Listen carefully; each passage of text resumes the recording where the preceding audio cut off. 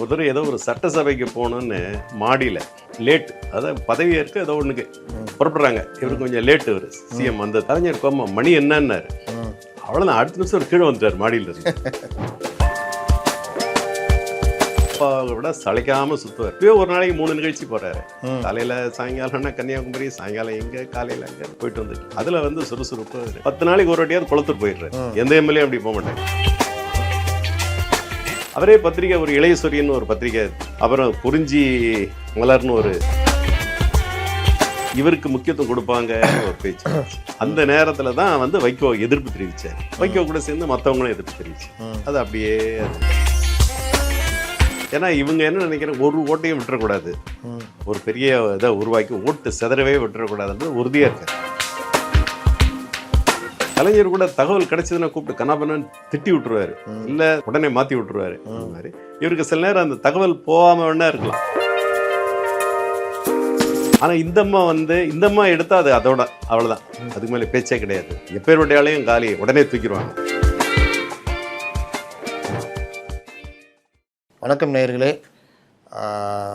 4 முதல்வர்களுடன் பழகிய 5 முதல்வருடன் பழகிய நம்முடைய மூத்த பத்திரிகையாளர் அறிவரன் சேகரோட தொடர்ச்சியாக நம்ம பேசிக்கிட்டு இருக்கிறோம்.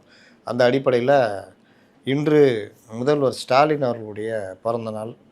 அந்த இதை ஒட்டி அவரோட நீங்கள் பார்த்தீங்கன்னா அவருடைய பத்திரிகை வாழ்க்கையில் அதிகம் நெருங்கி பழகினது திமுக சார்ந்தவர்கள். குறிப்பாக ஸ்டாலினுடைய ஒவ்வொரு வளர்ச்சியிலையும் அவர் பார்த்துருப்பார், பக்கத்துலேருந்து பார்த்துருப்பார். அந்த வகையில் அவர்கிட்ட நம்ம வந்து இன்றைக்கி முதல்வர் ஸ்டாலின் பற்றி கொஞ்சம் சுவாரஸ்யமான தகவல்களை கேட்போம். வணக்கம் சார். வணக்கம். நீங்கள் முதல்வர் ஸ்டாலின் அவரை நீங்கள் எப்போ முத பார்த்தீங்க? முதல்ல நான் வந்து அண்ணா அறிவாலயத்தில் தான் அவரை சந்தித்தேன். அப்போ நான் தினகரன் நிருபராக போய் பார்த்தப்போ இவர் தான் அப்படின்னு. இவர் அப்போ அவரெல்லாம் இளைஞரணி, ரொம்ப சாதாரணமாக அவர் பாட்டுக்கு வருவார் போவார். ஒரு இது அப்போ இவனை கலைஞர் தான் எல்லாமே போவார். அப்போ ஒரு தினகரன் ஒன்று அப்படியான்னு சரி, அதில் இருந்து தான் கொஞ்சம் அறிமுகம். அப்புறம் அவர் இளைஞரணி செயலாளர் ஆனார். முதல்ல தலைவராக இருந்தார்.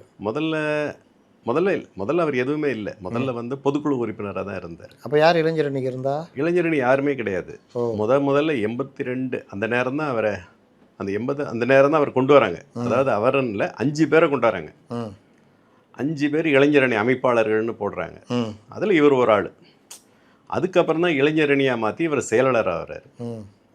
அதுக்கு பிறகு டூரு மற்றதெல்லாம் இவர், அதுக்கப்புறம் தான் இவர் முழு அரசியலில் ஃபுல்லாக இறங்குறார். அது வரைக்கும் அவர் அப்படியே ஒரு பாட்டுக்கு கிரிக்கெட்டு அது இது அப்படி இருந்தார்.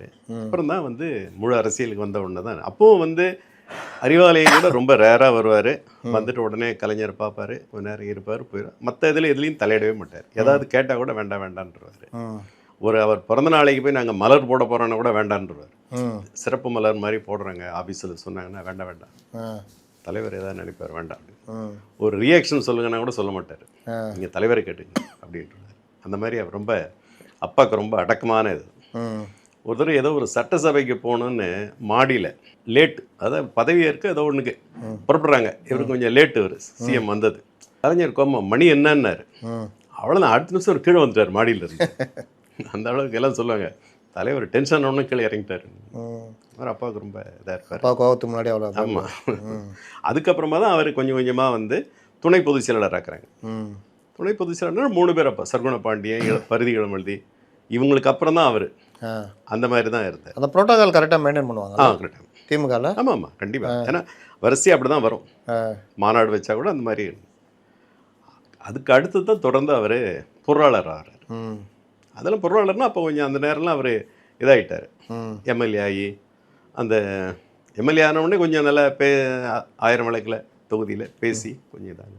அதுக்கு அடுத்தது பொருளாளர் ஆனோன்னு இங்கே இதில் துணை முதல்வர், உள்ளாட்சித்துறை மந்திரியாக இருந்தார். அப்போ நிறைய அந்த மகளிர் சுய உதவி குழுக்கெல்லாம் நிறைய செஞ்சார். மணிக்கணக்கில் நின்று அந்த உதவித்தொகை கொடுக்கறது, அது இது, ஊராக டூர். அப்பாவை விட சளைக்காமல் சுற்றுவார். இப்போயே ஒரு நாளைக்கு 3 நிகழ்ச்சி போகிறாரு.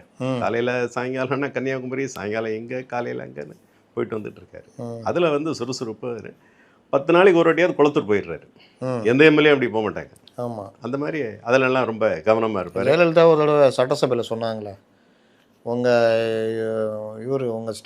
ஸ்டாலினுக்கு வந்து தமிழ்நாடே குளத்தூர் தான் நினச்சிக்கிட்டு இருக்காரு ஒரு தடவை சட்டசபை ஆமாம் இல்லை அங்கே இருந்தாலும் அங்கே இதுக்குன்னே ஆளை போட்டு ஏதாவது பிரச்சனைனா உடனே அங்கே வந்து அங்கே போய் யார் போய் பார்த்தாலும் உடனே ஒரு குறைய சொன்னால் உடனே அதுக்கு நிவர்த்தி பண்ணி நடவடிக்கை எடுத்து பதில் அவங்களுக்கு போகுதுன்றாங்க. ஆனால் நல்லா அதனால் தொகுதியில் அவருக்கு நல்ல பேர் தான். ஒவ்வொரு கட்டத்துலையும் பார்த்துருப்பீங்க. அவர் மேயராக பதவி இருக்கிற அந்த காலகட்டம் இருக்குல்ல, அது எப்படி இருந்தது? அந்த மாதிரி மேயர் வந்து அவர் முதல்ல மேயராகவே நிற்கிற மாதிரியே இல்லை. இவர் நிற்கிற மாதிரி இல்லையா, இல்லை முதல்வர் வேணாம் அப்படின்னு மறுத்துட்டா? இல்லை இவர் வந்து முதல்ல நிற்கிற மாதிரி இல்லை. ஏன்னா எனக்கு அந்த நேரம் தான் மேயர்னு பதவி உருவாகுது. ஆமாம், நீண்ட நாளுக்கு பிறகு மக்களால் தேர்ந்தெடுக்கணும்னு சொல்லி கலைஞர் சொல்லி கொண்டு வர்றாரு. கூட முதல்ல அந்த வேட்புமனெல்லாம் கணேசெல்லாம் கூட எனக்கு போட்டார் இந்த நாமினேஷன். அப்புறம் தான் கலைஞர் சொல்கிறாரு, நீ மற்றவங்களாம் சொல்கிறாங்க, கலைஞர் கூட முதல்ல சொல்லலை, கூட இருக்கவங்களாம் நீங்கள் நில்லுங்க தம்பி அப்படின்னு அவர்கிட்ட எல்லாம் அந்த சீனியர் லீடர்ஸ்லாம் சொன்னதுக்கப்புறம் தான் கலைஞர் நின்னா நிற்க தான் மனு பேரில் போடுறாங்க.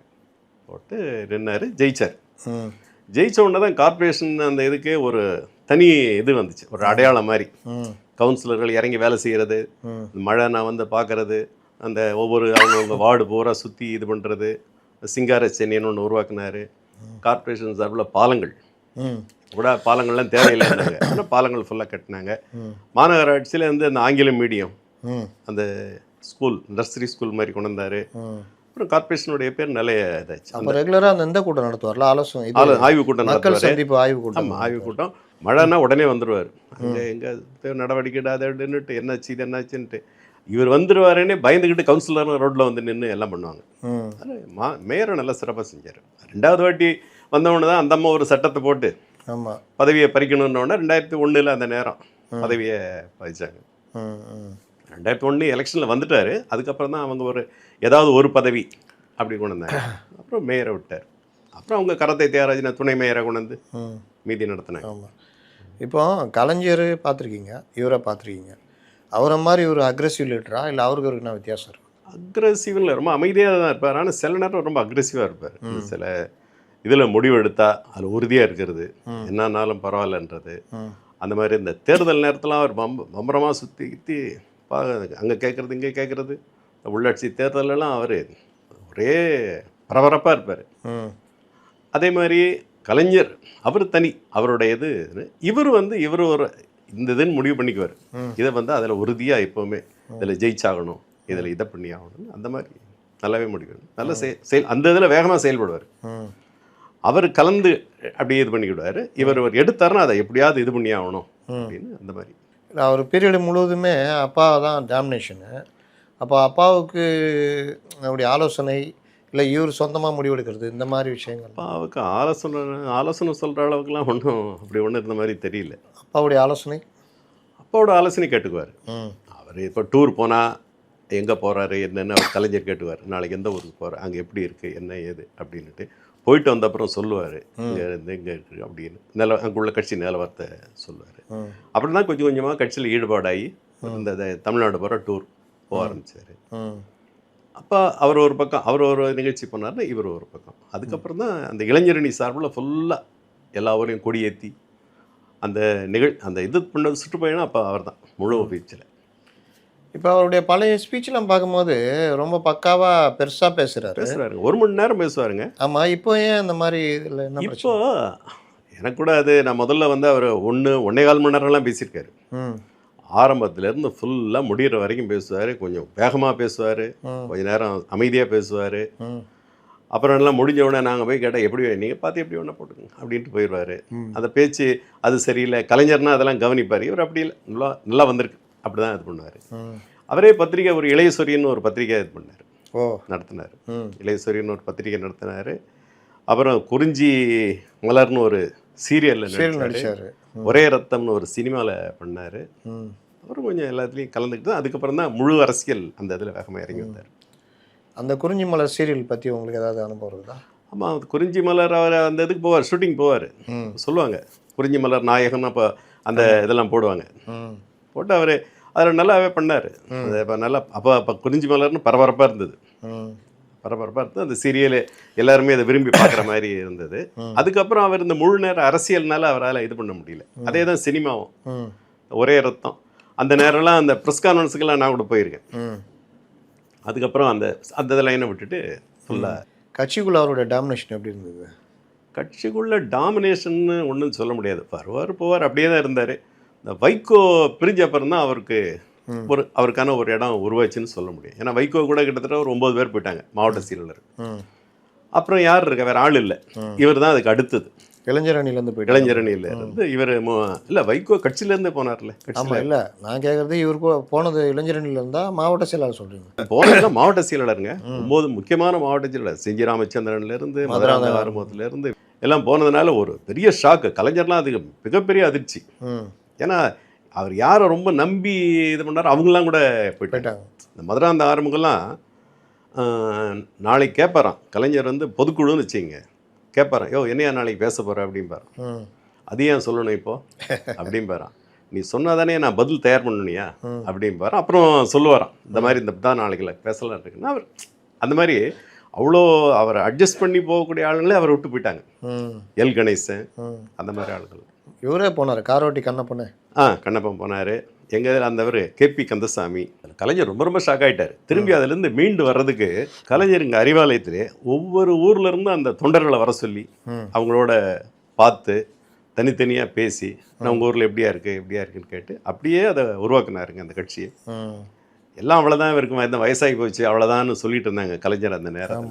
அது மீண்டும் தூக்கி நிறுத்தினார். அது உறுதுணையாக இருந்தவர் இவர்.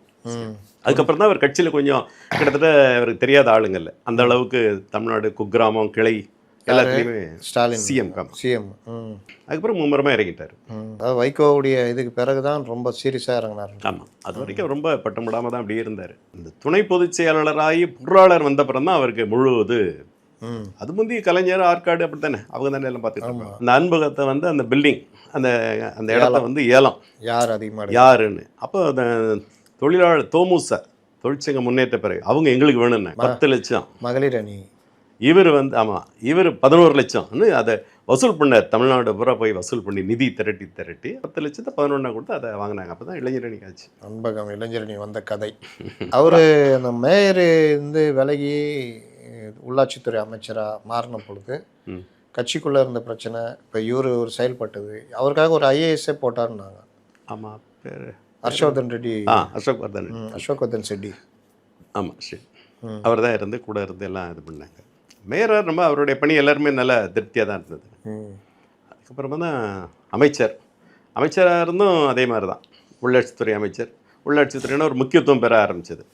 இந்த பீரியடில் அவருடைய செயல்பாடு எப்படி இருந்தது? இந்த ஸ்பீடு சுற்றுறது, பத்திரிகையாளர் பார்க்குறது. துணை முதல்வரா பார்ப்பாரு, பத்திரிகையாளர்களை பார்ப்பாரு ரொம்ப. ஏன்னா அவர் கலைஞர் இருக்கிறதுனால எதுவுமே பார்க்க மாட்டேன் மாதிரி. அமைச்சர்னா அந்த பதில் அந்த இது அப்புறம் அந்த தீர்மானம் விவாதம் அதெல்லாம் பேசுவார். வெளியில் வந்தால் 1-2 லைன் சொல்லிட்டு கிளம்பிடுவார். நீ ஆனால் தலைவர் கேட்டுங்கன்ட்டு போயிடுவார். ரொம்ப இறங்கி இது பண்ணவே மாட்டார். பத்திரிகை கிட்ட வர மாட்டார். எதனால நீங்கள் அப்புறம் தலைவர் கேளுங்கன்னு போயிடுவார். கலைஞர் மாதிரி பத்திரிகையாளர் நண்பர்கள் அந்த மாதிரி நண்பர்கள் இருக்காங்க. அவருக்கும் நிறையா அப்பவும் இருந்தாங்க. இப்போவும் அந்த ஹிந்து ராம்லாம் நல்ல இதுன்றாங்க. நக்கிரன் கோபால் இருந்தார். ஹிந்து பத்திரிகையில் ஒரு 2-3 பேர். டைம்ஸில் அங்கே இருக்காங்க. இப்போ பத்திரிகையாளர்கள்லாம் நல்ல சீனியர் பத்திரிகையாளர். அவர் தினத்தந்தியில் சுகுமார் எல்லாமே ஒரு நல்ல அப்பத்துலேருந்து நண்பர்களா. ஆமாம். ஆனால் இப்போ வந்து சிஎம் ஆனோன்னு கொஞ்சம் அவருக்கு பதில் செக்ரட்டரி பேசுவாங்க, இல்லை வேறு யாராவது பேசுவாங்க. அப்போ அவரே பார்த்தா பேசுவார். அறிவாலயத்தில் இப்போ எங்கள் ஆள்கிட்ட நல்லா பேசுவார். தினத்தந்தியில் யாராவது வருவாங்க அவர்கிட்ட. மாலை மலர்னா அந்த முருகன் இந்த மாதிரி. இப்போ கலைஞர் வந்து தப்பாக செய்தி போட்டால் பத்திரிகையாளர்கிட்ட கோச்சிக்குவார் இந்த மாதிரி எல்லாம் சொல்கிறீங்க. இந்த மாதிரி அவர் கோச்சிக்கிட்ட சந்தர்ப்பதாக இருக்கா? இவர் கோச்சிக்க மாட்டார். ஏன்னா இவரது வந்து பெரிய அளவு கான்ட்ராவர்ஷியல் வர அளவுக்கு அதை அவர் பேசவும் மாட்டார். பொதுவாக கட்சி இது அந்த இதை பற்றி தான் பேசுவார். தவிர கலைஞர்னா அது எல்லாமே ஒத்து கவனிப்பாங்க. அவர் கடிதம் எழுதினா கூட அந்த வரிக்கு வரி ஆமாம் அது பேசு பொருளாக இருக்கும்னு எல்லாருமே கவனிப்பாங்க. ஆனால் இவர் அந்த அளவுக்கு கட்சியில் பேசுகிறது வரும். இதை மீட்டிங்கில் பேசுகிறது பொதுவாக எல்லோரும் எடுத்து அதை இது பண்ணுவாங்க. அவருக்கு பதில் சொல்லுவாங்க. அப்போ அந்த காலத்துலலாம் ஏடிஎம்கிறதுலாம் அதுக்கு நிறைய பதில் சொல்லுவாங்க. அவருக்கு கட்சியுடைய பத்திரிகை முரசொலி கலைஞர் பயங்கரமாக ஆர்வம் காட்டினார். இவர் எப்படி அந்த இவரும் முதல்ல காட்டிட்டு தான் இருந்தார். முதல்ல போவார், முரசொலிக்கு போவார், அந்த விசாரிக்கிறது அதெல்லாம் இருந்தது. என்னை முதல்வர் ஆன உடனே அவர் அது குறைச்சிக்கிட்டார். ஆமாம், அப்போ அவரெல்லாம் பார்த்துக்கிறாரு, சின்னவர் பார்த்துக்கிறாரு. ஆனால் கலைஞர்னா முதல்வராக இருக்கும்போதும் போவார், முதல்வர் இல்லைனாலும் தினம் போவார். அவர் அது இது மாதிரியே வச்சுக்கிட்டு இருந்தார். இவங்க இப்போ அனுப்பிடுறாங்க. ஆனால் ஒவ்வொருதும் ஒப்புதல் இவர் மூலமாக தான் போகுது. அது என்ன கட்டுரையோ செய்தியோ. இப்போ கூட அந்த கட்டுரை யார் கட்டுரை இப்போ 100ஆண்டு கட்டுரைன்னா யார் இது பண்ணணும் கேட்டு தான் ஒப்புதல். இவரே இந்த பகவான் சிங் எல்லாம் இவர் தான் சொன்னாரும்பாங்க. ஓ. அவர் கட்டுற ம். அந்த மாதிரி இன்னும் அவர் பார்க்குறாரு. இப்போ அவர் கலைஞருக்கு வந்து ஒரு காலையில் எழுந்திரிக்கிறது, உடற்பயிற்சி, காலையிலே பேப்பர் படிக்கிறது, அவருடைய லைஃப் ஸ்டைல் மாதிரி இருக்கும். இவருடைய லைஃப் ஸ்டைல் எப்படி இருக்குது நீங்கள் பார்த்துருக்கீங்க? இவரோட லைஃப் ஸ்டைலும் காலையில் உடற்பயிற்சின்றாங்க. காலையில் எழுந்த உடற்பயிற்சி இல்லை, முதல்ல வாக்கிங், அப்புறம் வந்து பேப்பர் அதெல்லாம் பார்க்குறது. தொலைக்காட்சி எப்பவும் அதில் அப்டேட் இருந்துக்கிறாங்க. அப்புறம் விசிட்டர்ஸை பார்க்குறது. அதுக்கப்புறம் என்ன, முந்தியெல்லாம் அறிவாலயம் வருவார், இப்போ கோட்டைக்கு போகிறாரு. முடிஞ்ச உடனே திரும்ப அதே மாதிரி ஈவினிங் விசிட்டர்ஸு, நிகழ்ச்சி, மற்றது அப்படியே போயிட்டு வெறும் பரபரப்பாக தான் அந்த இதை வந்து அதே மாதிரி வச்சுக்கிறாரு. அவர் என்ன, கலைஞர் எப்போவுமே அவரை சுற்றி கொஞ்சம் பேரை வச்சுட்டு நல்லா அதை ஒரு டைம் பாஸ் ஜாலியாக பேசி அவங்களெல்லாம் சிரிக்க வச்சு நகைச்சுவையோடு இருந்து. இவருக்கு அந்த மாதிரி நண்பர்கள் வட்டாரம், கட்சி நண்பர்கள் விட்டார். அவரை மாதிரி அவர் எல்லாரையும் இப்போ அறிவாலயம் வந்தால் எல்லாரும் வரணும்னு நினைப்பார். சாதாரண தொண்டனில் இருந்து எல்லாரும் வந்து அவரை சுற்றி இது பண்ணணும், கேட்பார், கிண்டல் பண்ணுவார், ஏதோ ஒன்று சொல்லுவார், திட்டுவார். இவர் அப்படி இல்லை. இவர் நிகழ்ச்சி, மற்றது அது வேண்டியவங்க, அதை ரொம்ப க்ளோஸாக இருக்கவங்க, நிகழ்ச்சிக்கு வீட்டுக்கு வரவங்க, பொதுவாக பார்க்குறவங்க, அறிவாலயத்தில் பார்க்குறவங்க. ஆனால் விசிட்டர்ஸ்லாம் நிறைய பார்க்குறாரு, இப்பவும் பார்க்குறாரு. அந்த முதல்ல வாங்கிடுறாங்க யார் யாருன்ட்டு, கரெக்டாக போய் பார்த்து இது பண்ணுறாரு. வைகோ அவ்வளோ தூரம் முறைச்சிட்டு வெளியில் போனார். ஆரம்பத்தில் வைகோக்கும் இவருக்குமான உறவு நல்லா இருந்தது? நல்லா தான் இருந்தது. வந்து அவருக்கு வைகோ வந்து அவருக்கு முக்கியத்துவம் கொடுக்கலன்னு ஒரு இது பேச்சு வந்துச்சு. அதாவது இவருக்கு முக்கியத்துவம் கொடுப்பாங்கன்னு ஒரு பேச்சு வந்துச்சு. அந்த நேரத்தில் தான் வந்து வைகோ எதிர்ப்பு தெரிவித்தார். வைகோ கூட சேர்ந்து மற்றவங்களும் எதிர்ப்பு தெரிவித்தார். அது அப்படியே அது பரவலாகி கடைசியில் ஒரு பிளவு வரைக்கும் வந்துச்சு. வைகோக்கும் இவருக்குமான உறவு எப்படி இருந்தது அந்த காலத்தில்? முதல்ல நல்லா இருந்தது. தம்பி நல்லா பேசுவார், நல்லா தான் இருந்துச்சு. இவர் பார்த்தாரு, எங்கன்னா மீட்டிங் போனால் உங்கள் ஊருக்கு வந்தேன், அங்கே அந்த மாதிரி திருநெல்வேலி பக்கம் போனார்னா அவர் வைகோ இது பண்ணார், அங்கே வந்தீங்க இங்கே வந்தீங்க, அதெல்லாம் நல்லா தான் பேசியிருக்காங்க. அதுக்கப்புறம் தான் டெவலப்மெண்ட் இது. இடையில நல்லா முதல்ல நல்லா தான் இருந்தாங்க. அவங்க கூட இருக்கவங்க இளைஞரணி, அந்த திருநெல்வேலி இளைஞரணி, அப்போ இந்த தங்கவேலா அவங்களாம் இருந்தாங்கல்ல. ஆமாம். அப்புறமா தான் இந்த பிரச்சனை பவர் இது மாதிரி ஒரு இது. முதல்வர் கலைஞர், திமுக தலைவர் கலைஞர் எல்லா காலத்துலேயும் அவர் வந்து வேஷ்டி சட்டை தான், உடைகள் இஷ்டத்துக்கு வித்தியாசமாக அணிவார். அது நீங்கள் எப்படி பார்த்துருக்கீங்க? முதல்ல இவர் எப்பவுமே பேண்ட் ஷர்ட்டு ரெகுலராக பார்த்துருக்கேன். அப்புறம் வேஷ்டி, ஏன்னா இப்போ வெளிநாடு எங்கேயாவது போனால் அதுக்கேற்ற மாதிரி அந்த ட்ரெஸ் கோடு மாதிரி. ஆனால் கலர் ஷர்ட்லாம் வீட்டில் போடுவாருமாங்க. கலர் ஷர்ட்டு, புதுசாக வர அந்த டிஷர்ட் மாதிரி, வாக்கிங் போகும்போதெல்லாம் டிஷர்ட் மாதிரி போட்டுக்கிட்டு பனியன் அந்த மாதிரிலாம் போட்டு விதவிதமாக. அதெல்லாம் அப்போல்லாம் வந்து அறிவாலயம் வரும்போது அந்த ஒயிட் அண்ட் ஒயிட், மற்றதெல்லாம் வீட்டில் இருக்கும்போதெல்லாம் சாதாரணமாக அது பண்ணுறது. அந்த மாதிரி லுங்கியோடே இருப்பாரும்பாங்க சில நேரம். அதெல்லாம் வந்து ரெகுலர் தான். பொதுவாக அது வெளியில் வரும்போது அவர் அந்த இதை கொஞ்சம் மெயின்டைன் பண்ணிக்கிறார். இல்லை, பொதுவாகவே அரசியல்வாதிகளில் ரொம்ப ஸ்மார்ட்டாக இருக்கணும்னு நினைக்கிறாரு. இங்கே கோபாலபுரத்தில் இருக்கும்போதே அவர் அப்படி தான் ட்ரெஸ் வரைக்கும் டிப்டாப்பாக இதை பண்ணி இருந்துக்கிடுவார். அவரே சில நேரம் அந்த அம்பாசடர் கார் அவரே ஓட்டிகிட்டு போவார். நானே பார்த்துருக்கேன். கார் வச்சு அம்பாசடர் நல்லா ட்ரைவ் பண்ணுவாரா? நல்லா ஓடுவாருங்க. நல்லா ஓட்டி நானே பார்த்துருக்கேன். ஓட்டுக்கு வருவார். அந்த துணை அந்த இளைஞரணி செயலாளர் ஆன ஒன்று தான் மீட்டிங் போகணுன்னு தான் கூட 2-3 பேர் கூட கூப்பிட்டு போக வேண்டியிருக்குன்னு. அப்புறம் அதுக்கப்புறம் அப்படி டிரைவர் வச்சு ஓட்டி, அது முன்னாடி அவரே தான் கார் வந்துட்டு போவார். நல்லா ஓட்டு. பைக்கு ஸ்கூட்டர்லாம் வச்சுருந்தாரு அவர், அழகிரி, இவங்க எல்லாமே ஸ்கூட்டர்லாம் வச்சுருந்துருக்காங்க, ஓட்டுவாங்க வண்டி. ஸ்கூட்டர் ஓட்டின காலம்லாம் நீங்கள் பார்த்ததில்ல? இல்லை பார்த்தேன். அது முதல்ல நம்ம படிக்கிற காலமாக இருக்கும்னு நினைக்கிறேன். ஃபியட் கார் வச்சுருந்தேன், டிஆர் பாலுக்கு விற்றேன் அப்படின்னு ஒரு இதில் ஜாலியாக பேசியிருந்தார், ஞாபகம் இருக்கா? ஆமாம். ஆனால் காரில் ரொம்ப இன்ட்ரெஸ்ட்டும்பாங்க முதல்ல. ஃபஸ்ட்டு அவர் கார் ஓட்டுற காலத்தில் இந்த கார் என்ன, அந்த கார் என்ன, அதெல்லாம் விசாரிப்பார். காரை பற்றி ரொம்ப யாராவது காரோட வந்து அந்த வண்டி என்னாச்சு, அது எவ்வளோ இதாகுது, எவ்வளோ விலையாகுது, அதனுடைய இது என்ன, சிறப்பம்சம் என்ன, அதெல்லாம் கேட்டு இது பண்ணுவார். காரில் ரொம்ப இன்ட்ரெஸ்ட்டு தான். அவர் கார் ஓட்டுறான்றதே ஒரு புது தகவலாக இருக்குது. ஏன்னா நம்ம காலத்தில் பார்த்ததில்ல. எந்த பீரியட் வரைக்கும் கார் ஓட்டியிருந்தார் அவர்? எம்எல்ஏ ஆகிற வரைக்கும் கார் ஓட்டிருந்தார். 89 வரைக்கும். 89 கொஞ்சம் முன்னாடி வரைக்கும். அதுக்கப்புறம் 89 கூட ஈவினிங் பீச்சுக்கு சில நேரம் போவாங்க ஃபேமிலியோட. அந்த மாதிரி நேரத்தில் இவர் ஓட்டிகிட்டு போவார், கார் ஓட்டு போவார். என்ன கார் இது? அம்பாசிடர். அதுதான் ரொம்ப நாள். அதுக்கப்புறம் தான் வண்டி மாறிச்சு, வேறு வண்டி வாங்கி. அதுக்கப்புறம் அமைச்சர் அதன்னு அதுபடி புரோட்டோக்கால். ஃபேமிலியோட அட்டாச்மெண்ட் எப்படி வருது? ஃபேமிலியோட ரொம்ப அட்டாச்மெண்ட்டும்பாங்க. பொதுவாகவே வீடு, அவங்க டாட்டரு, சன்னு, அவங்க ஃபேமிலி, அவங்க வீட்டில் ஒவ்வொருத்தரும் அது சின்ன சின்ன குழந்தைங்கள்லேருந்து என்ன படிக்கிறாங்க, என்ன அடுத்து என்ன, எல்லாமே விசாரிப்பார். எங்கள் வெளியூர் போனால் கூட எங்கே போனாரா, மேட்சுக்கு போனாரா. இப்போ அவங்க பேரன்லாம் மேட்சுக்கு போனால் கூட உடனே ரொம்ப ஆர்வமாக ஒரு வாட்டி வழி அனுப்புறதுக்கே ஒரு வாட்டி இது பண்ணார்ல, ம் அந்த மாதிரி ரொம்ப ஃபேமிலியோட ரொம்ப அட்டாச். அதிலெல்லாம் ரொம்ப அவரும் அப்படி தான், கலைஞர் அப்படி தான், இவரும் அப்படி தான். ஃபேமிலி அட்டாச்மெண்ட் ரொம்ப. ம் அதில் ஒன்றும் மாற்றம் கிடையாது. ஒரு பொதுவாகவே வேறு யாருங்க வெளியூர் யாரும் போனாங்களோ வந்தாங்களா, இல்லை யாராவது வரேன்னா கூட அதையும் விசாரிச்சுக்குவார். ம் அப்படி என்னதான் மீட்டிங்கில் இருந்தால் கூட அதையும் கேட்டு விசாரிச்சுக்கிட்டு அதுக்கப்புறம் கலைஞருடைய அந்திம காலம் அந்த பீரியடில் தான் இவர் கொஞ்சம் அந்த கட்சிக்கு தலைமைக்கு வராரு. அது வரைக்குமே ஒரு முழுசாக கையில் எடுக்கலை. அந்த பீரியட் எப்படி பார்த்தீங்க? கலைஞருக்கு உடம்பு சரியில்லைன்னு முதல்ல கொஞ்சம் இது எல்லாமே கொஞ்சம் ஷாக் ஆகிட்டாங்க. கலைஞர் வந்து செயல்பாடு கொஞ்சம் குறைஞ்சி போச்சு. அப்போ வந்து இவர் தான் ஏன்னா கட்சியை அவர் இது பண்ணி ஆகணும்னு. அப்போவும் இவர் வந்து பொருளாளராக தான் இருந்தார். அதுக்கப்புறமா தான் செயல் தலைவரானாங்க. 18 கலைஞர் இறந்தார். 17 வரைக்கும் இவர் அப்படியே இருந்தாலும் அப்பா வீட்டில் உடல்நலம் இல்லாமல் இருந்தால் கூட இவர் வெளியில் மற்ற வேலைகளை அறிவாலயம் மற்றது மீட்டிங் அதெல்லாம் அவர் பண்ணிக்கிட்டே தான் இருந்தார். 16 எலெக்ஷன்லாம் கூட இவர் பங்கு தான் பெரிய பங்கு. ஆமாம் 2016. அதுக்கப்புறம் அவர் உடல்நலம் இல்லைன்னொன்னே தொடர்ந்து கிட்டத்தட்ட கட்சியில் ரொம்ப இந்த தோல்வி, எலெக்ஷனில் தோல்வி, அதுக்கு அடுத்த தோல்வி இப்படியே வந்தது. அப்போ எல்லாரும் நாங்கள் கலைஞர் உடம்பு சரியில்லை, இனிமேல் அவ்வளோதான், கட்சியே இனிமேல் அவ்வளோதான். ஆனால் இவர் அப்பப்போ விடாமல் டூர் போய் அது போய் சுற்றி அந்த பழைய மாதிரி கட்சியை ஒரு இது கொண்டு வந்தார். அப்புறம் கூட கலைஞர் இறந்தப்பறம் கூட சொன்னாங்க கலைஞரில் இனிமேல் அவ்வளோதான் திமுகன்னாங்க. இவரெல்லாம் ஆட்சிக்கே வர முடியாது அப்படின்னு.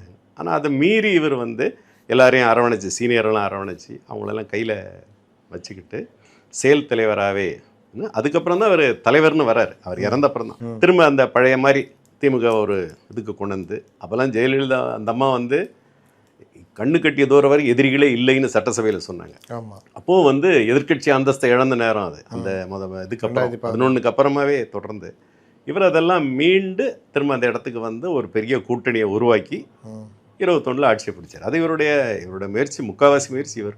கலைஞருக்கு அப்புறம் இவர் தான். அந்த முதல்ல வந்து இந்த 19 வந்து ஒரு பை எலெக்ஷன் நடந்துச்சு 24 தொகுதிக்கு. அதான் பார்லிமெண்ட் எலெக்ஷனோட சேர்த்து. ஆமாம், அப்போ 13 தொகுதி ஜெயிச்சார். ஆமாம் டிஎம்கே ஜெயிச்சது. அதில் இருந்து தான் இவருடைய ஒரு உழைப்பு மேலே முக்கியமான காரணம்.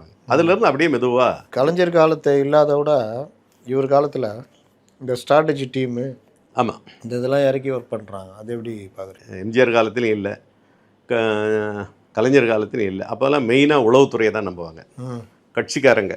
அப்புறம் நண்பர்கள் வேண்டியவங்க அங்கங்கே எப்படி இருக்குன்னு விசாரிச்சு பத்திரிகையாளர்கள் அந்த போகிற இடத்துல விசாரிச்சுக்குவாங்க. இதுதான், வேறு ஸ்ட்ராட்டஜின்னு ஒன்றும் பெருசாக பண்ணலை. இவங்களே தான் எல்லாம் ரெடி பண்ணிக்கிறது. அவர் வந்தால் நல்லாயிருக்கு, இவர் வந்தால் நல்லாயிருக்கும் அப்படின்னு சொல்லி பண்ணுறது. இது எப்போ வந்ததுன்னா அதுக்கப்புறம் தான் மெதுவாக அந்த வியூக வகுப்பாளர்கள்னு உள்ள நுழைஞ்சு வராங்க. 2016 அப்புறம் தானே வராங்க. 16 சுனில் 16 தான் வராங்க. அதுக்கப்புறம் தான் பிரசாந்த் கிஷோர் அப்படி இவங்களும் ஒரு ஆளை ரெடி பண்ணாங்க. இப்போ வியூக அந்த இவங்க இல்லாத ஆளே கிடையாது. அம்மா கையில் லேப்டாப் இருந்தாலும் ஒரு வியூக வகுப்பாளர் எல்லா கட்சிக்கும் ஒரு ஆள் இருக்காங்க. ஆமாம், அப்போ அந்த மாதிரி ஏன்னா அதை நம்பியே இருக்காங்க. முந்தைய அவங்களா விசாரிப்பாங்க. அந்த மாதிரி இப்போ வந்து அதுக்கு முக்கியத்துவம், அதுக்கு நிறைய செலவு பண்ணுற நிலமெல்லாம் இருக்கு. சாதாரண சின்ன கட்சி கூட வச்சுருக்காங்க. ஆமாம், அந்த மாதிரி தனிநபரில் வச்சுக்கிறாங்க, அமைச்சர்கள் வச்சுருக்காங்க எல்லாம். அது இப்போ அது வேறு ஏரியா, அவங்கவுங்க ஏரியா எப்படி இருக்குது சர்வே எடுக்கிறான்னு அதில் நிறைய இது இருக்குது. அது நம்பகத்தன்மை ரொம்ப கம்மி. முன்ன கூட கட்சியில் இப்போ ரொம்ப ஸ்ட்ராங்காக அந்த பெண்ணு மற்ற டீம் வச்சு ஃபுல்லாக வட்ட செயலாளர் வரைக்கும் ஒரு கிராஸ் ரூட் லெவல் வரைக்குமே ஸ்ட்ராங்காக வச்சுருக்காங்கன்றாங்க. ஆமாம் பீரியடில் ஆமாம் அவர் அதான் மாப்பிள்ளை பார்க்குறாருனாங்க அந்த பெண்ணு. அது கீழே வரைக்கும் அந்த நிர்வாகிகளெல்லாம் கோஆர்டினேட் பண்ணி வச்சுருக்காங்க. டக்குன்னு ஒரு இது சொன்னால் உடனே ரீச் ஆகிற மாதிரி வச்சுருக்காங்க. அதை வச்சு தான் இப்போ இன்றைக்கி ஒரு தேர்தல் பூத் கமிட்டி மற்ற ஒரு தகவல்னால் கூட உடனே பரவுது. நேரம் கடைசி வரைக்கும் கொண்டு சேர்த்துட்றாங்க. ஒரு கூட்டம் இப்போ கூட அந்த ஓட்டு சேர்க்கறது. இப்போ சமீபத்தில் உதாரணம் சொல்லணும்னா இந்த எஸ்ஐஆர் அது ரொம்ப தீவிரமாக கவனம் செலுத்தி தீவிரமாக இறங்கி ஒர்க் பண்ணது திமுக தான். ஆமாம், நம்ம இதை மிஸ் ஆகிடக்கூடாது, சிஎம் ஆர்டர் நம்ம இது மிஸ் பண்ணிடக்கூடாது. எஸ்ஐஆரில் அதிகம் ஒர்க் பண்ணது திமுக தான். அதாவது திமுக ஓட்டு கிட்டத்தட்ட எதுவும் மிஸ் ஆகாதபடிக்கு பார்த்துக்கிட்டாங்க. அதனால தான் தெம்பாக இருக்காங்க அப்படின்னு. அதில் அந்த மாதிரி அதுக்கெல்லாம் காரணம் வந்து இதுதான், இந்த அமைப்பு தான். ஏன்னா கீழே வரைக்கும் போகுது. இப்போ கலைஞர் வந்து அவர் கையில் தான், அவர் தான் தீர்மானிக்கிறவர், அவர் தான் தலைவர், அவர் தான் எல்லாமே, அந்த ஓவர் நாலேஜும் அவர் தான். இவர் வந்து எல்லார்ட்டையும் பிரித்து கொடுத்துட்டாரோ? இவருக்கு துணையாக இருக்கிறாங்க அவங்க. இப்போ நீங்கள் சொன்னீங்கல்ல அந்த அமைப்புகள், சீனியர்கள் கொஞ்சம் பேர், இளைஞரணி கொஞ்சம், இவங்கெல்லாம் வச்சு இவர் ஒட்டுமொத்தமாக இவர் முடிவெடுத்து அறிவிக்கிற மாதிரி கொண்டு வராங்க. இதுதான் அவருடைய தனிப்பட்ட முறையில் இவரே மட்டுமே இது பண்ணுற மாதிரி. இப்போ கலைஞர் காலத்தில் அமைச்சர்கள் அவங்க நிர்வாகிகளாக இருப்பாங்க, ஒரு டீமே இருக்கும் கட்சி தலைவர். இப்போ இவர் காலத்தில் பார்த்தீங்கன்னா யாருமே 2ஆம் கட்டத்தில் பெருசாக இருக்கிற மாதிரி ஒரு தோற்றமே இல்லை. துரைமுருகன் கிட்டத்தட்ட ஒதுங்கிட்டாரு. அவருக்கு உடல்நிலை நேரு இருக்காரு, அதுக்கப்புறம் அந்த இவர் ஏவா வேலு இருக்காரு, இப்போ கொஞ்சம் பேர் இருக்காங்களே. இந்த துரைமுருகன் மட்டும் என் வயது காரணமாக அவர் கொஞ்சம் ஒதுங்கி இருக்காரு. மற்றவங்களாம் இருக்காங்களே, ஏன்னா அன்பில் மகேஷ் எல்லாமே கூட இருக்காங்களே. இல்லை இவங்கெல்லாம் சீனியர் இல்லைன்ற, இப்போ ஜூனியர் இல்லை, சீனியர்களில் பலரும் வந்து. ஆமாம், சீனியர்னா வேற யார், ஆற்காடு ஏற்கனவே ஒதுங்கிட்டாரு. இப்போ இவரும் துரைமுருகனும் அவர் இதாக இருக்காரு. டிஆர் பாலு இப்போ பொருளாளர் முறையில் அவரையும் கூப்பிட்டு எல்லாத்தையும் தானே இப்போ கூட அந்த பேச்சுவார்த்தைகள்லாம் அவர் தானே தலைவர். ஆமாம், அவர் தான் எல்லாத்தையுமே சீட்டே பேசுகிறாராம். அவ்வளோ போதும் அவ்வளோ இருக்கணும் அப்படின்னு. அதே மாதிரி கலைஞர் வந்து சீட்டுகளை வாரி கொடுப்பாரு எதிர்கட்சிகளுக்கு, கூட்டணி கட்சிகளுக்கு. ஆமாம், இவர் அதில் ரொம்ப கஞ்சத்தனம் பண்ணுறாரோ அப்படின்னு சொல்ல முடியாது. இவர் என்ன நினைக்கிறாரு, இப்போ போன தடவை எவ்வளோ ஜெயிச்சிங்க, அந்த சீட்டை வச்சுக்கிடுங்க, மேலே வேணா ஒன்று. ஏன்னா இவங்க என்ன நினைக்கிறாங்க, ஒரு ஓட்டையும் விட்டுறக்கூடாது, ஒரு பெரிய இதை உருவாக்கி ஓட்டு சிதறவே விட்டுறக்கூடாதுன்றது உறுதியாக இருக்கார். இப்போ போன எலெக்ஷன் நடந்துச்சு 21 எம்பி எலெக்ஷன் 24. அதில் முதல்ல வந்து எல்லாரும் பரபரப்பாக இது பண்ணாங்க. அப்போ சிஎம் வந்து முழு மூச்சோட ஒரு பிஜேபி கூட ஜெயிக்கக்கூடாது தமிழ்நாட்டில் அப்படின்னு சொல்லி அதுக்கு தீவிர கவனம் போட்டா என்னாச்சு, ஒரு எம்பி கூட ஜெயிக்கலையே தமிழ்நாடு போகிறோம். அண்ணாமலைலாம் நல்லா நெருக்கி ஜெயிச்சிருவாருன்னு அந்த கணிப்பெல்லாம் சொன்னாங்க. ஆனால் ஜெயிக்கல அந்த அளவுக்கு. ஏன்னா அவருடைய ரொம்ப கான்சன்ட்ரேஷன் ரொம்ப சிஎம் அதில் என்னாச்சு அப்படின்ட்டு நம்ம தான் எல்லாம் ஜெயிச்சாகணும். அவர் உள்ளாட்சி தேர்தலாலும் சுற்றி வரணும் அப்படின்னு நினைப்பார், அந்த கார்பரேஷன் இந்த கார்பரேஷன் அப்படின்ட்டு. ஆனால் இவ்வளோ பண்ண அப்புறமும் கார்பரேஷன்களில் வந்து கவனம் செலுத்தாமல் இருக்காரோ, அது ரொம்ப பேர் முதல்வர் மேலே ஒரு பயமே இல்லைன்ற மாதிரி சொல்கிறாங்களே. அது பயம் இல்லைன்னு இல்லை, ஆனால் அது ஜெயலலிதா அந்த மாதிரி அதிரடியாக இல்லை. அது ஒருனா நீங்கள் சொல்லுங்கள். பயம் இல்லைன்னா இப்போ தேர்தல் நேரம், இப்போ இல்லை இவர்கிட்ட இருக்கிறத இலகுவாக எல்லாரையும் இது பண்ணுவார், எல்லாரையும் ஏற்றுக்குவார், யாரையும் ரொம்ப கோவப்பட மாட்டாருன்ற மாதிரி இருக்குது. அதை பயன்படுத்திக்கிறாங்களான்னு. கரெக்ட். ஆனால் அது வேணா இருக்கு, கோவப்பட்டால் அதோட முடிஞ்சுது கதை. கோவப்படுற வரைக்கும் அவங்க அப்படி இது பண்ணிக்கிட்டு இருப்பாங்க. கோவம் வராமல் பார்த்துக்கிறது, சில தகவல் போய் அங்கே இது பண்ணி விடாமல். அது இப்போ அந்த மாதிரினா அது வேற மாதிரி. கலைஞர் கூட தகவல் கிடைச்சதுன்னா கூப்பிட்டு கண்ணாபண்ணன்னு திட்டி விட்டுருவாரு, இல்லை உடனே மாற்றி விட்டுருவாரு. அந்த மாதிரி இவருக்கு சில நேரம் அந்த தகவல் போகாமல் வேணா இருக்கலாம், ஆனால் போனால் அதுக்கப்புறம் நடவடிக்கை எடுக்கணும்னு தான் இருக்காரு. இப்போ கூட நடவடிக்கை இப்போ 2-3 பேர் கட்சிக்காரங்க எடுத்தாங்களே, தஞ்சாவூரில் 2-3 இடத்துல எடுத்தாங்க. அந்த ஆய்வு கூட்டம் நடந்து பூத் கமிட்டி சரியாக போடாதவங்கள கொஞ்சம் பேர் எடுத்தார். அது மாதிரி பரபரப்பாக இல்லைன்னு உங்களுக்கு அப்படி தெரியுதா என்னவோ. இப்போ ஓவராலாக தமிழ்நாட்டில் கலைஞர், எம்ஜிஆர், ஜெயலலிதா, எடப்பாடி பழனிசாமி, ஸ்டாலின், இதை எப்படி நீங்கள் ஒப்பிட முடியும்? எப்படி எது மாதிரி 5 முதல்வர்கள். ஆமாம், முதல்வர்னா எதில் செயல்பாடுலையா? செயல்பாடு, மக்கள் நலன். ஒருத்தரும் ஒரு மாதிரி தான் சொல்ல முடியும். எம்ஜிஆர் அவருடையது, அது ஒரு தனிப்பட்ட இது. அவர் எடுக்கிற முடிவில் யாரும் குறுக்கிடவே மாட்டாங்க, பேசவும் மாட்டாங்க, பேசவும் முடியாது அந்த மாதிரி. ஆனால் அவருக்குன்னு சில நண்பர்களை வச்சு ஆலோசனை பண்ணி அந்த கட்சி இது அந்த ஆட்சி முடிவோ கட்சி முடிவோ எடுக்கிறத யாரும் விமர்சனம் பண்ண மாட்டாங்க. கொஞ்சம் அதில் கொஞ்சம் ஒரு லேசான ஒரு இது, அது என்ன கொஞ்சம் சர்வாதிகாரம் கூட இருக்கும், அது நீங்கள் அப்படி சொல்லுவாங்க. ஆனால் இந்த அம்மா எடுத்தால் அது அவ்வளோதான், அதுக்கு மேலே பேச்சே கிடையாது. எப்பேருடையாலையும் காலியை உடனே தூக்கிடுவாங்க, விளைவை பற்றி கவலைப்பட மாட்டாங்க. அது பெரிய ஆளாக இருந்தாலும் சரி, அந்த மாதிரி இவங்க இப்போ ஸ்பீக்கரே தூக்குனாங்களே, டிஜிபி இது பண்ணாங்களே, அந்த மாதிரி அதை பற்றி என்ன ஆனாலும் பரவாயில்லன்றாங்க. இவங்க விளைவை பற்றி யோசிக்கிறதே இல்லை. கலைஞர் யோசிப்பார், பேசுவார், 4 பேர்கிட்ட கலந்துக்குவார், என்னையா இப்படி இருக்க என்ன செய்கிறது, சரி அதுக்கப்புறம் வழி இல்லைன்னா தான் நிற்கிறது. சிஎம் இவர் கொஞ்சம் சாஃப்டாக இது பண்ணார், எல்லாரையும் நம்ம மேக்ஸிமம் அரவணைச்சு போகணுன்னு நினைப்பார். இவருக்கு என்னென்னா அப்பாவோடு இருந்தவங்க, அவங்கள டக்குன்னு ஒன்று இது பண்ணிடவும் முடியாது, ஏன்னா அவங்களாம் சீனியர். அப்படி இது பண்ணாலும் வேறு மாதிரி வெளி தோற்றத்தில் வரும், இந்த மாதிரி சீனியர்களெல்லாம் அவர் இது பண்ணார். அதனால் கொஞ்சம் அரவணைச்சு போகிறாரு, தான் உண்மை. அது சில நேரம் வெளியில் பார்க்குறதுக்கு இவர் இது பண்ணுற மாதிரி தெரியும், அதாவது தயங்குற மாதிரி தெரியும். இவ்வளோ நேரம் முதல்வர் ஸ்டாலினுடைய பிறந்தநாளுக்கு அவரை பற்றி உங்கள் பகிர்ந்துட்டீங்க. அவர் நம்ம சார்பில் அவருக்கு 73 வயசு பிறக்கிறதுனால அவருக்கு ஒரு வாழ்த்து சொல்லிங்க. நன்றி, வணக்கம்.